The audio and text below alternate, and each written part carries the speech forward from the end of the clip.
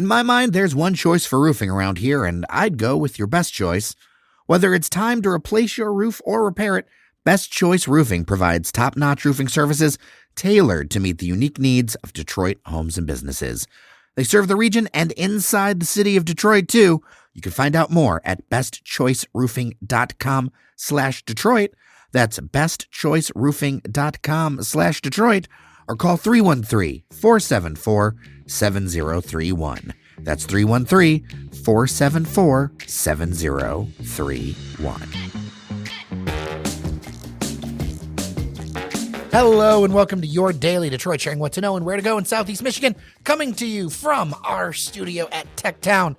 It is a beautiful week in the Motor City. I am Jer Stays, and joining me is an astute pair of wonderful people. And I get the messages, I get the notes. They want us to be more of a panel. Bring us all together. That's what we did today. On my left, none other than the Prince of Brightmoor himself, Norris Howard. How are you, sir? I'm doing well. And you know what's wild? I am starting to be referred to that in the streets.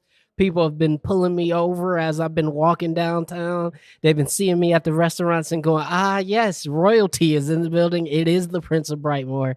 I appreciate y'all. Two things. One, on our Discord, there's now a Prince of Brightmoor emoji. There is. And whenever I hear it, I visualize you dressed up as Eddie Murphy from Coming to America. Yeah, I wish I could dress like that every day. We should get you that getup for a video. I'm ready for it. And then to my right, man about town, Devon O'Reilly. How are you? Great to be here, Jared. Has anyone given you a crown yet, Norris? No. But see, I got to wait.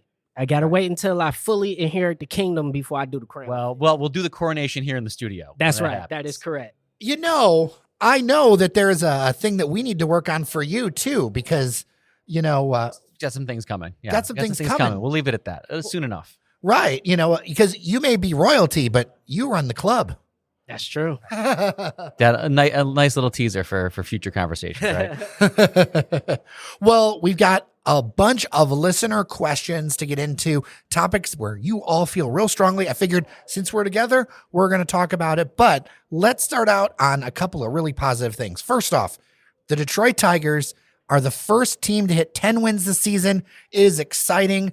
I'm hoping for a competitive season. I don't have delusions of grandeur, but I feel good when the baseball season starts off well. I do. I'm fully in, man. I've drunk the Kool-Aid. I'm all the way in. I think this team is winning the AL Central. I think they're good enough to keep it going. The bats are going. Kerry Carpenter's going crazy. Torkelson going crazy. And listen, when you got a Cy Young winner on your squad, you got a shot. Period. We have one of the best pitchers in the league. I went to did the opening day stuff. I haven't really dialed into like Tigers baseball yet to focus in.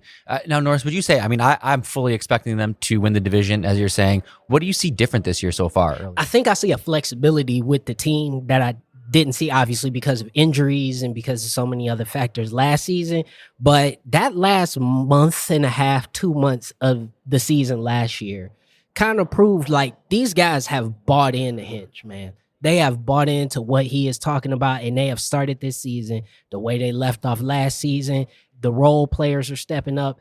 It feels like everybody wants to be on the field, and that's a great feeling from your ball club when it feels like everybody wants to play every day. That's incredible. Well, yeah, it's been a great April in the D so far, and in basketball too, right? Yeah, the Pistons are going to be playing the Knicks. How excited are we about this series? I am pumped. I'm at a 7.5 out of 10. And the reason why I say 7.5 is because, again, there's a young team. This is untempered by playoff basketball. But anytime the Knicks can just crash out, I will relish in it. I wish New York nothing good in the game of basketball ever. And I love playing the Knicks because it gives me those NBA Jam vibes. Absolutely. And hopefully Spike Lee decides to make a trip to Detroit and check us out.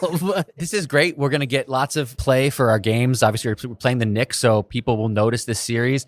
You could say our season in itself was a win. This young of a team, winning 44 games, getting a 6th seed in the playoffs, like a solid 6th seed. The question is is there icing on the cake yet? Or is this going to be like kind of our story for this year? I think we can absolutely upset the Knicks. We beat them during the regular season, so we know it's possible. We're a tough as hell team, so we can give anybody fits. I mean, if nothing else, it's going to be a tough series. There's no sweeps that are going to happen here. No. I think we're in good shape, and maybe Cade and some of the younger players take that like next step and become, the guys. Yeah, I think this is a series where this is their coming out party. I think the entire country is finally going to see that this is a solid team that plays great defense. I think this is screaming for Malik Beasley to have a crazy series. I think he's going to shoot the lights out. I'm putting it at 5 games. I think we can do it. I'm putting it at 5 games. I think the Pistons can do it. I am going to think positively. I'm on board.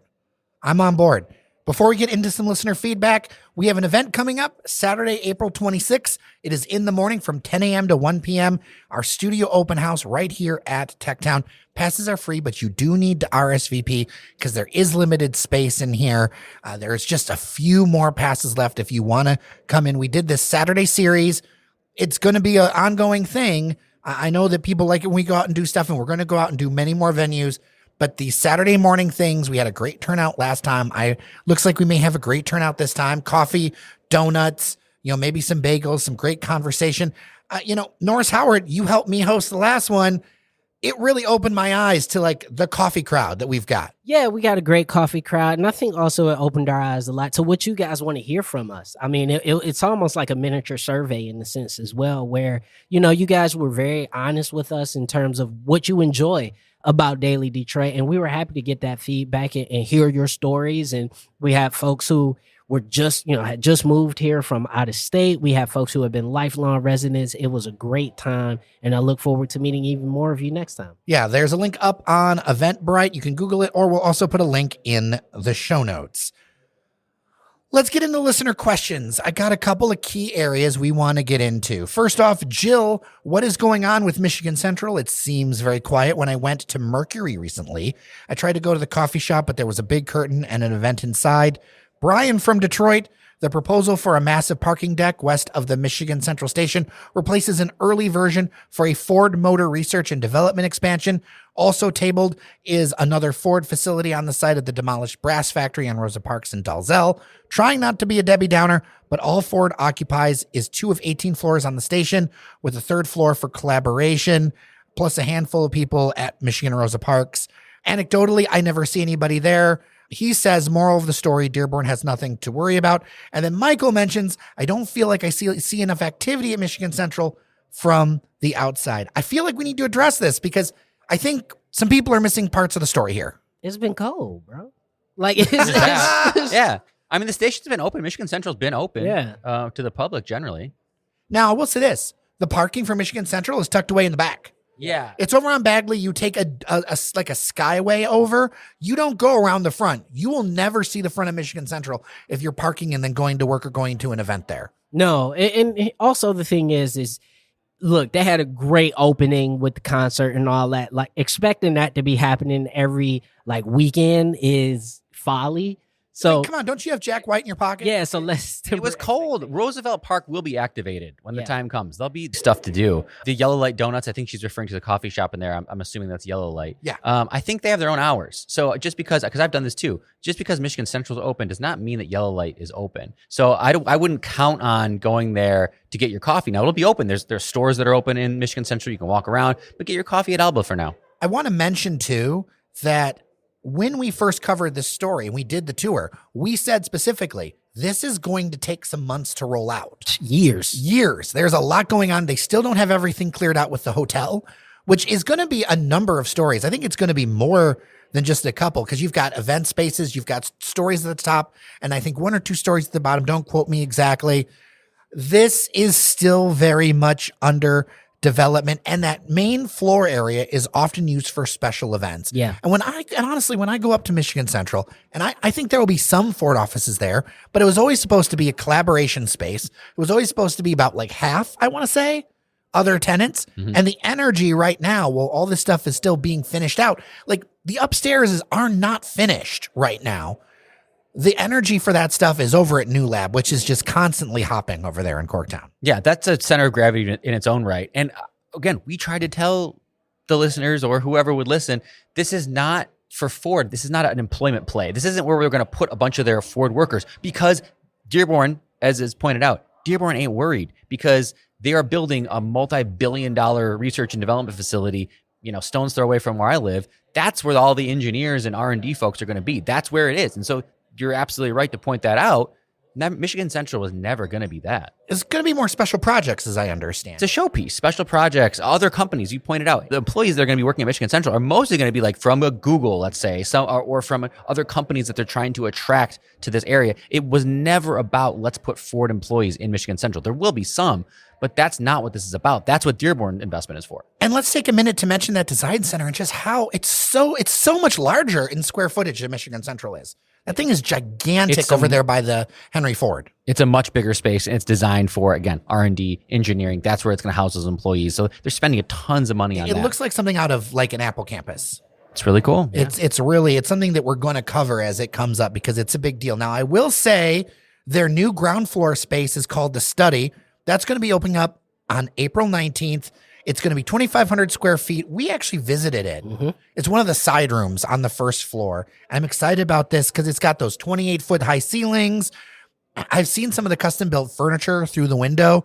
Looks really cool. The kickoff event on April 19th is from noon to 1. Friend of the show, Orlando Bailey. He heads up Outlier Media. We've also had him on the show, so go back in the archive and look that up. He's having a conversation with David Moranis. He won a Pulitzer Prize and wrote the book Once in a Great City. So that is going to be a new space that draws people that I'm excited to check out because now it means that if there is events happening in the great halls, you can now go to that place and it's got more regular access. Yeah, and I think also for anybody worried about the level of activity in Michigan Central, beyond just it was going to take time to do all that stuff, there's also going to be so much specialty event in terms of people are going to be using it for weddings. They're going to be using it for talks. They're going to be using it for concerts. And so those things are not things that are going to be happening every day, nor will they be like these quote unquote open to the public things. So there's stuff happening. It just all is not necessarily for you. And that's okay. I mean, I would love to do a Daily Detroit conference day. If you Absolutely. love Detroit in the area of Michigan Central, hint, hint, anyone listening. Yeah, I know, right? That'd be amazing, right? All right. I'll pivot to transit. Benjamin, I don't like how Devon is so down on transit. What would you, Devon, do instead? I've got some thoughts that are going to be boiling into a proper editorial soon. But Devon, you defend yourself. Norris, I want you to jump in, and maybe I'll add some thoughts. I mean, did we talk about this for a while? I feel like we've covered this. So, I mean, I guess, first of all, Benjamin, listen to the episode that we talked about this, because I think I said, or even a previous one where we talk about transit, which we often do. It was more about taking a more realistic approach, right, Jared? Is that the transit plans that get shared around in email. There's a new one that's all over social media now from a student that looks... You might as well have a unicorn hopping across the tracks and a rainbow over, the Gratiot line, because that's how ridiculous pie in the sky fantasy land this is. It's not real. It's not something that is actually going to happen. It purely isn't. The vibes are harshing. It's like, but it's like transit porn. It's like you pass this stuff around. It's just not real. And let's talk about what is real. Can we improve bus lines? Can we improve the buses themselves? Can we improve efficiency of the buses? Can we improve? So to get to Benjamin's point, what can we do? We can improve what already exists. Yep. New infrastructure is not going to happen, especially publicly funded. So improve what already exists. Buses, how reliable they are. The transit centers could be much better places. Mm-hmm. I mean, even the Rosa Parks Transit Center, I walk by there all the time. It's pretty dilapidated. It looks like crap. Invest more, make those places that feel more welcoming. Built off the State Fair. State Fair, great example of what they did with kind of building a transit center. So more of that, more investment in the systems that we currently have. And then you have to look towards the private sector. I know it's almost like the people that you want, that you have scorn for, the Fords, GMs, the big threes, those are also going to be the people who might help out on the private side, because certainly, as we just talked about Ford, Jared and I, we had an offline conversation, who might be interested in autonomous technologies, future of roads type of stuff. Who might be interested in that along 94 Michigan Avenue? Ford. I think Ford Motor Company might. And it doesn't need to look like an autonomous car. It can be other types of vehicles. I have thoughts, but Norris, I think I'm pretty in line with Devon on this one. Listen, I am big on transit. I love transit. The concept of us having a well fleshed out services, 85% of the city, above ground rail situation. For Metro Detroit, it's not realistic. The infrastructure doesn't exist. It will be multiple billions of dollars in order for us to do it. And beyond that, we have to also temper there is no appetite for it. There's appetite for it within certain clusters of the city, but even most of Metro Detroit is not clamoring for it in the amounts that we would need for that level of spend. I would say the bigger push is what's going on in Washington and the difficulties with that. I'm going to be writing an editorial around this because I have specific thoughts about a way forward, because having watched this for so long, I would like things to actually happen. What I think we need to do is drop the rhetoric around General Motors getting rid of the street cars. Gotta stop that. Our future is going to be General Motors building the cars. Yeah. Our future is going to be Ford building the vehicles. There is a lot of tax incentives and money that goes towards General Motors, Ford, all these automotive companies. Part of that deal should be, in my opinion, research and development so that we're building our own stuff. We need to build it here in Detroit. It needs to be Metro Detroit workers building our own transit items whenever possible, innovating in infrastructure creation. America is doing a terrible job of building infrastructure across the country. And look, we can compare ourselves to other cities, but most of America has crap transit. There are solutions we could maybe come up with that are a lot better, and they could be built in America. Here we go, like putting these bright minds to work, solving a real problem that not just Detroit, but America has. And we have to align towards a goal. We can't just say we want to build the technology. We have to have a goal and say we want to build these things. We want to be able to use automation to build these roads so we can do it as efficiently as possible, with as few workers as possible, with the best materials possible, using great materials, making these jobs, making these things here. We make vehicles. It doesn't matter if it's on a rail or a road or whatever. We could do so many things. We could make roads that are beautifully smooth for these buses. Bigly smooth, if you will. Bigly smooth. And also that would benefit drivers. Right? The thing is I think that behooves Ford and GM to look into it, because I think Ford and GM and the rest of them also need to be honest and say they're not going to have the same amount of markets as they had in the previous 100 years. Okay. And you've got wider changes with younger people driving less and whatever. But not even just that. Whatever inroads you had into the EU are going to be taken by China. It's happening. It's an inevitability at this point, right? So what do you still have control over? Investing in public works, supporting public works, getting a situation where you can support the people. And that would be fantastic. But the last thing I want to say is this about people who are very, very big on transit, is that there is a spine of a transit network that could be used, as Devon outlined. At bare minimum, a little commuter rail from Ann Arbor to the airport to Detroit.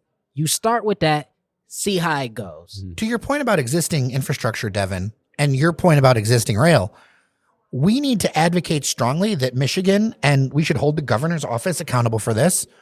MDOT has been dragging the feet, and the city's been dragging their feet in trying to get signal priority. Every bus in Detroit, the street light should change when the bus comes up to it. Every street light in Detroit, when the queue line goes down, the queue line should never stop for a street light. Should never stop, yeah. And that alone will make it work more. Like, take everything we have, goal one, everything works like a Swiss watch, and prove that this can be reliable, and then go say we could put even more money into this thing. And that's the number one. It's a very practical goal. It's not a sexy goal, but it's what we need to do to build the trust to get the more resources. And it's also a cheaper option because it doesn't take a huge infrastructure build out. It's figured out, like the world's figured out signal priority. They can do it. It's a political problem. It's a smart build. And so for someone asking about this, or like a Benjamin, I would like to reposition your gaze if you want to kind of gaze into the future of what could be.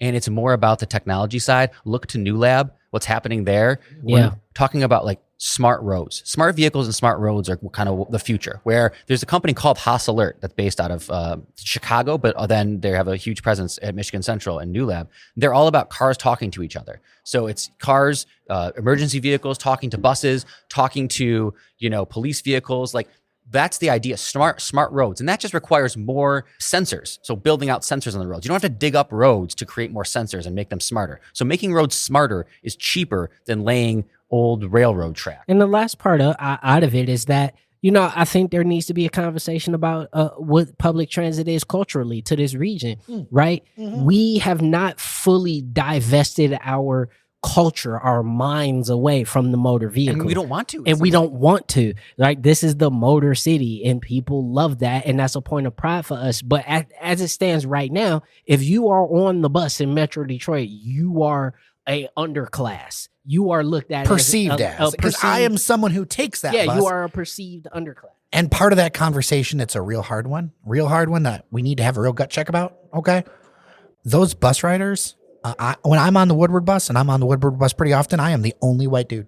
Yeah. For most times. And that needs, we need to untangle a little bit of that. But I've said this before. I bet if you polled the people riding the bus for the most part, they'd rather just have a car. If you're like, do you want this bus to be more on time, or would you just like to have a nice new car? I think they'd have a nice new car, and that's something we also have to wrestle with. Well, we need to make those services good enough where it feels where it's a hard decision. Right, where it's a hard decision, right? Where it doesn't feel like such a sacrifice. Because I can tell you, I don't have the longest commute, but it's not easy. How many times, Devon, have I had to text you and be like, yeah, man, can you grab me? Because ghost bus, right? These are the kinds of basics we need to prove that we can be stewards of what we've got, and then really focus on those basics. And the thing is those aren't sexy. Those aren't shareable transit maps. I'm going to write a longer editorial about this. And I don't mean to knock the most latest one. It's all over social media now, but like how we commute as a region, like all these maps keep ignoring. A lot of us go east to west.